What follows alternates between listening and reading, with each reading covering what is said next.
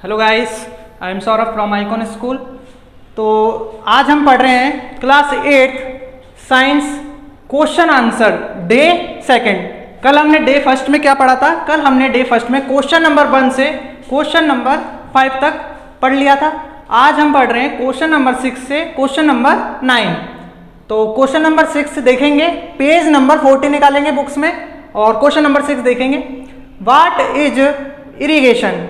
क्या है इरिगेशन यानी सिंचाई? सिंचाई क्या है? डिस्क्राइब व्याख्या करें। टू मेथड्स दो उपायों का या तरीकों का ऑफ इरिगेशन किसकी? सिंचाई की। विच कंजर्व वाटर जो क्या करते हैं? कंजर्व यानी संरक्षण करते हैं, संग्रहित करते हैं वाटर पानी को। यानी क्वेश्चन ये बोल रहा है कि सिंचाई क्या है और सिंचाई के हमें दो तरीके या दो विधियां बतानी है जो क्या करता है? पानी को कंजर्व करता है, पानी को संग्रहित करता है। आंसर देखेंगे। To provide appropriate, to provide यानी कि प्रदान करना, अप्रोप्रिएट यानी उचित मात्रा में, वाटर सप्लाई पानी की पूर्ति, टू क्रॉप्स किसको? फसल को, इज कॉल्ड इरिगेशन। यानी सिंचाई क्या होती है कि फसलों को उचित मात्रा में पानी प्रोवाइड करवाना, पानी का प्रदान करना, जल पूर्ति करवाना ही क्या कहलाता है? इरिगेशन कहलाता है, सिंचाई कहलाता है। मॉडर्न मेथड, आजकल क्या है? मॉडर्न मेथड्स चल रहे हैं। अपने एंशिएंट मेथड क्या होते थे? कुएं से पानी लाना, पॉन्ड से पानी लाना, लेकिन अपन क्या पढ़ रहे हैं? Modern methods. तो मॉडर्न मेथड यानी आधुनिक तरीके।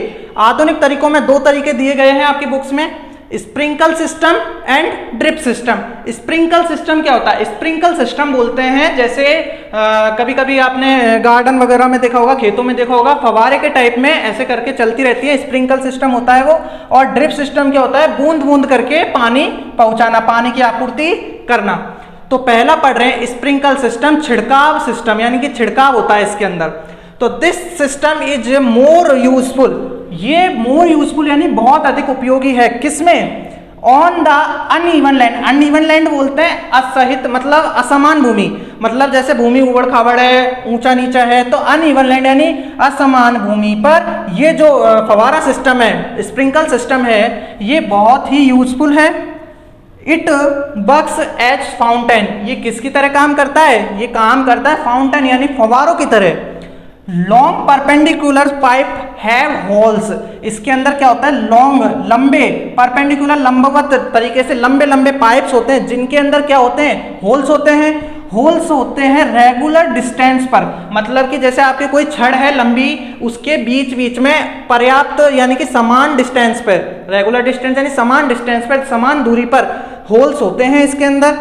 These holes have rotating nozzles, और इन होल्स के अंदर क्या होते हैं? रोटेटिंग, रोटेटिंग यानी कि घूमते हुए, जो लगातार घूमते रहे। रोटेटिंग नोजल्स, नोजल्स यानी कि अपने जिनसे पानी बाहर निकलता है, नल मान लो एक तरीके से।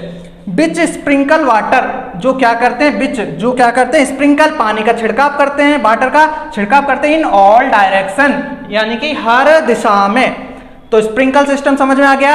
ये क्या होता है? ये एक ऐसा सिस्टम होता है जिसका जो सबसे ज्यादा यूजफुल कहाँ होता है? असमान भूमि पर। इसके असमान भूमि पर इसमें परपेंडिकुलर क्या होते हैं? पाइप्स होते हैं, उन पाइप्स के अंदर होल्स होते हैं, उन होल्स के अंदर रोटेटिंग नोजल्स लगे हुए होते हैं। रोटेटिंग नोजल्स क्या करते हैं? पानी को विभिन्न विभिन्न या हर दिशा में, डायरेक्शन में पानी की पूर्ति करवाते हैं। ये आपका पहला हो गया स्प्रिंकल सिस्टम। सेकंड है आपका ड्रिप सिस्टम, बूंद बूंद तंत्र, यानी बूंद बूंद करके पानी निकलता है इसमें। तो देखेंगे इन दिस सिस्टम, इस सिस्टम में वाटर फॉल्स, वाटर क्या है? निकलता है या गिरता है किस पर? ड्रॉप बाय ड्रॉप, बूंद बूंद करके, near the roots of the crops, यानी कि रूट्स पर।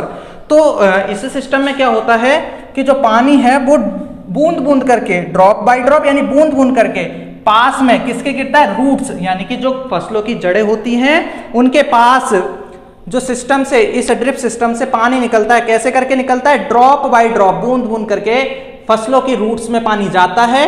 दिस इज वेरी यूजफुल, यह बहुत उपयोगी है। This is very useful, useful यानी उपयोगी, बहुत ही उपयोगी है। किसमें? For water in crisis region, उन क्षेत्रों में, रीजन यानी उन क्षेत्रों में, क्राइसिस यानी जहां पे पानी का क्या हो? संकट, जहां पे पानी कम मात्रा में उपलब्ध हो, जैसे सूखे क्षेत्र होते हैं, तो उनमें ड्रिप सिस्टम बहुत ज्यादा उपयोगी हो जाता है। यह आपका क्वेश्चन नंबर फर्स्ट कंप्लीट है। मॉडर्न मेथड्स हो गए आपके, स्प्रिंकल सिस्टम और ड्रिप सिस्टम। क्वेश्चन नंबर 7 देखेंगे।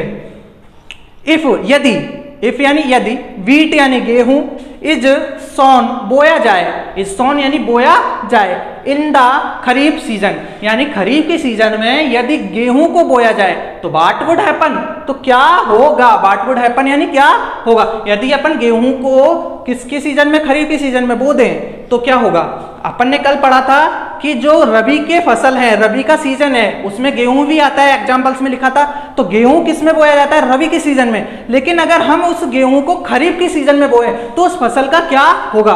तो आंसर देखेंगे, खरीफ का जो सीजन है इज ए रेनी सीजन, खरीफ का जो सीजन है वो कैसा सीजन है, रेनी सीजन यानी बरसात का सीजन है, जो कहां से कहां तक चलता है, जून से सितंबर, यानी जून के महीने से सितंबर के महीने में खरीफ का सीजन आता है।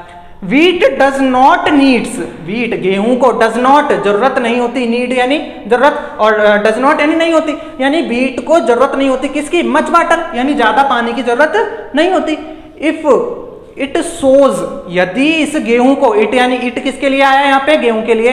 इफ इट सोज यानी कि यदि गेहूं को बोया जाएगा किसमें, खरीफ के सीजन में, तो इट विल गेट डेस्ट्रॉय, तो ये कैसा हो जाएगा, डेस्ट्रॉय यानी नष्ट हो जाएगा। इट विल गेट डेस्ट्रॉय यानी कि जो गेहूं की फसल है वो नष्ट हो जाएगी।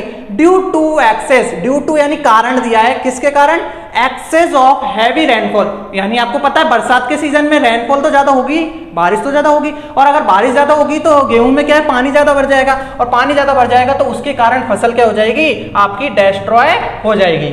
ठीक है, ये आपका क्वेश्चन नंबर 7। क्वेश्चन नंबर 8 देखेंगे, explain how soil gets affected, explain यानी व्याख्या करनी है, हाउ कि कैसे, सॉइल यानी मिट्टी, गेट्स, गेट्स यानी हो जाती है, अफेक्टेड यानी क्षतिग्रस्त, यानी किस प्रकार भूमि पर या मिट्टी पर प्रभाव पड़ता है, किसका, बाय द कंटिन्यूअस प्लांटेशन, यानी बार बार लगातार फसलों को उगाने पर, क्रॉप्स को इन ए फील्ड, यानी एक क्षेत्र में बार बार लगातार निरंतर फसलों को, यानी प्लांटेशन यानी फसलों को लगाने पर, उगाने पर क्या प्रभाव पड़ेगा, किसमें, मिट्टी में। तो आंसर देखेंगे, क्रॉप्स नीड न्यूट्रिशन, क्रॉप्स को जरूरत होती है न्यूट्रिएंट्स की, न्यूट्रिएंट्स की जरूरत होती है किसको, फसलों को, यानी कि क्या, पोषण की जरूरत होती है, टू ग्रो, ग्रो यानी उगने में, एंड दे गेट न्यूट्रिएंट्स, वो कहां से न्यूट्रिएंट्स प्राप्त करते हैं, देखो दे यानी आया किस, क्रॉप्स के लिए, तो क्रॉप्स गेट न्यूट्रिएंट्स कहां से प्राप्त करते हैं, न्यूट्रिएंट पोषण, फ्रॉम द सॉइल, यानी फसलों को उगने में किसकी जरूरत होती है, न्यूट्रिएंट्स की, बढ़ने में न्यूट्रिएंट्स की जरूरत होती है, और वो न्यूट्रिएंट्स कहां से प्राप्त करते हैं, फ्रॉम द सॉइल, मिट्टी से प्राप्त करते हैं। यदि if we sow crop continuously, ये क्वेश्चन में से ले लिया अपन ने, यदि हम सो यानी उगाएंगे, क्रॉप फसलों को, कंटिन्यूअसली लगातार निरंतर, तो there will be a lack, there वहां क्या हो जाएगी, उस भूमि में क्या हो जाएगी, विल बी लैक, कमी हो जाएगी, लैक यानी कमी हो जाएगी, ऑफ न्यूट्रिएंट्स, किसकी, पोषण की, तो उस भूमि में पोषण की कमी हो जाएगी, फ्रॉम द सॉइल, किसमें से, मिट्टी में से, क्योंकि मिट्टी में ही तो उगाया है भाई, भूमि के अंदर क्या होती है, मिट्टी, और मिट्टी में क्या पाए जाते हैं, न्यूट्रिएंट्स, और फसलों को उगने के लिए क्या चाहिए होता है, न्यूट्रिएंट्स। अगर हम बार बार फसलों को लगाएंगे मिट्टी में, भूमि में, तो उस मिट्टी से क्या हो जाएगा, लैक, कमी हो जाएगी, किसकी, न्यूट्रिएंट्स की, पोषण की, from the soil, and land, और जो भूमि है वो विल बिकम अनफर्टाइल, वो अनउपजाऊ हो जाएगी, यानी जो आपकी जो भूमि है, पहले तो भूमि से क्या हो जाएगा, मिट्टी में से पहले तो कमी हो जाएगी, किसकी, न्यूट्रिएंट्स की, यानी कि पोषण की, और पोषण की कमी होते ही वो मिट्टी में क्या हो जाएगा, अनफर्टाइल यानी अनउपजाऊ हो जाएगी।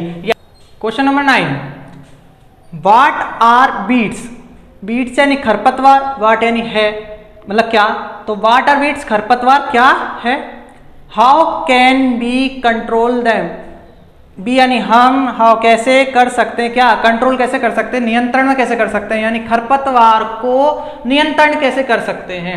तो देखेंगे पहले तो खरपतवार क्या है, definition, weeds are undesirable plants, weeds क्या है, अनडिजायरेबल यानी कि अवांछनीय, जिनकी हमें जरूरत नहीं होती, वैसे पौधे हैं, अवांछनीय पौधे हैं, विच ग्रो, जो उग जाते हैं, विच यानी जो, ग्रो यानी उग जाते हैं, नेचुरली प्राकृतिक रूप से, अलोंग विद क्रॉप्स यानी जो फसल हमने बोई है, जैसे आपने गेहूं की फसल बोई है, तो गेहूं की फसल के साथ कुछ समय बाद नेचुरली बीट्स, जो हमें चाहिए ही नहीं, हमें तो गेहूं चाहिए, तो अनडिजायरेबल यानी कि अवांछनीय, तो वो क्या हो जाते हैं, उग जाते हैं क्रॉप्स के साथ, फसल के साथ। वी कैन कंट्रोल बीड्स, हम कंट्रोल कर सकते हैं बीड्स को किन 3 तरीके से, बीडिंग से यानी कि खरपतवार नाश करने से, खरपतवारों को मारने से, काटने से, टिलिंग यानी मिट्टी की जुताई करने से बार बार, और बीडीसाइड्स ये प्राकृतिक नहीं है, ये कृत्रिम है। और बीडीसाइड्स होते हैं खरपतवार नाशी यानी कि दवा होती है खरपतवारों को मारने की, मिटाने की।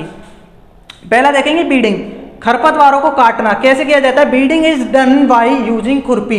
तो बीडिंग क्या किससे किया जाता है, खुरपी से। खुरपी आप सब लोग जानते ही हो, खुरपी से इसको काटे जाते हैं। Tilling before sowing of crops, sowing of crops यानी फसल बोने, फसल बोना, और बिफोर यानी पहले। तो फसल बोने से पहले क्या किया जाता है, टिलिंग किया जाता है, यानी कि मिट्टी की जुताई की जाती है, मिट्टी को ऊपर नीचे किया जाता है, ताकि वो क्या करे, हेल्प्स करे, किसमें हेल्प्स करे, अपरूटिंग यानी जड़ों को मजबूत करने में, और किलिंग वीड्स और जो खरपतवार उग चुकी है उनको मारने में। थर्ड आपका है यूजिंग बीडीसाइड्स। तो बीडीसाइड्स ये आपको लर्न करना पड़ेगा। 2,4-D एक बीडीसाइड्स का नाम है, कीटनाशी का नाम है ये, कीटनाशी नहीं सॉरी, खरपतवार नाशी। तो खरपतवार नाशी यानी बीडीसाइड्स 2,4-D, इससे क्या हो जाते हैं, बीड्स आर डेस्ट्रॉयड, बीड्स क्या हो जाते हैं, खत्म हो जाते हैं, मर जाते हैं, डेस्ट्रॉयड नष्ट हो जाते हैं। ये आपके क्वेश्चन नंबर 9 तक कंप्लीट है, लेसन नंबर 1 का। इसके 2 क्वेश्चन है वो हमें नहीं करने हैं, क्वेश्चन नंबर 9 तक का ही है इसमें मैटर। पेज नंबर 14 पे ये आपके क्वेश्चन नंबर 9 कंप्लीट है। थैंक्स।